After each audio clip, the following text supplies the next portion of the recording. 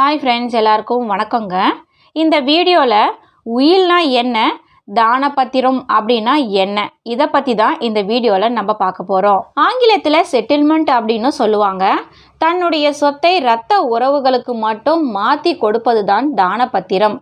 இரத்த உறவுகள் அப்படின்னா சகோதரன் சகோதரி, மகன் மகள், பேரன் பேத்தி, மகன் வழி கொள்ளு பேரன் போன்றோர்களுக்கு தானமாக எழுதி தரலாம். தானம் தருவது அப்படின்னா தானபத்திரம் என்றும், சொத்தை செட்டில்மெண்ட் செய்வது போல எழுதினால் செட்டில்மெண்ட் என்றும் சொல்லுவாங்க.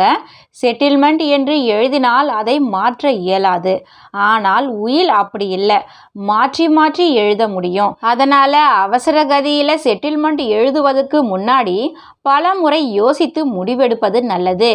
இதை உரிய கட்டணம் செலுத்தி சார் பதிவாளர் அலுவலகத்தில் பதிவு செய்ய வேண்டும். விருப்ப ஆவணம் அப்படின்னா சொத்தை தனிப்பட்ட முறையில் தனது விருப்பத்திற்கு ஏற்றவாறு எழுதி தரும் முறைதான் உயில்.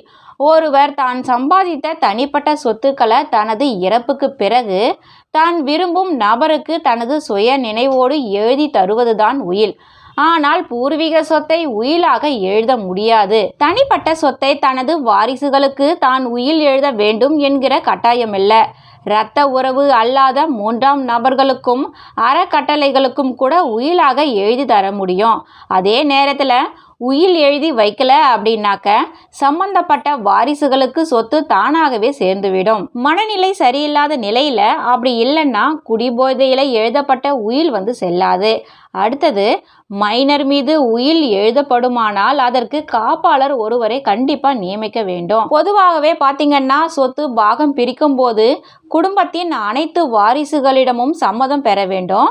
ஒரு குறிப்பிட்ட வாரிசுக்கு தெரியாமல் அப்படி இல்லைன்னா அவரை புறக்கணித்து விட்டு பிரிக்கப்படும் பாக பிரிவினை செல்லாது. நீதிமன்றத்தில் இதை மறைத்து தீர்ப்பு வாங்கப்பட்டிருந்தால் பின் நாட்கள்ல இது தெரிய வரும்போது அந்த தீர்ப்பே ரத்து செய்யப்படும் அப்படின்னு சொல்லப்படுது. முதல் மனைவி உயிருடன் இருக்கும் போது இரண்டாவது திருமணத்தை இந்து திருமண சட்டம் அங்கீகரிக்கல.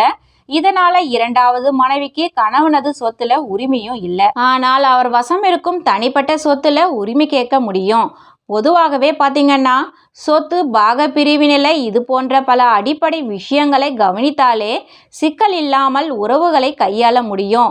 வழக்கு, நீதிமன்றம் என இழுத்தடிப்புகள் இல்லாமல் சொத்துக்களை பரிமாற்றம் செய்து கொள்ளலாம். இந்த வீடியோ பார்த்ததுக்கு அப்புறமா உங்களுக்கு உயில்னா என்ன, தானபத்திரம் அப்படின்னா என்ன, இது ரெண்டும் ஒன்று இல்லை அப்படின்னு நீங்கள் தெரிஞ்சுக்குவீங்க.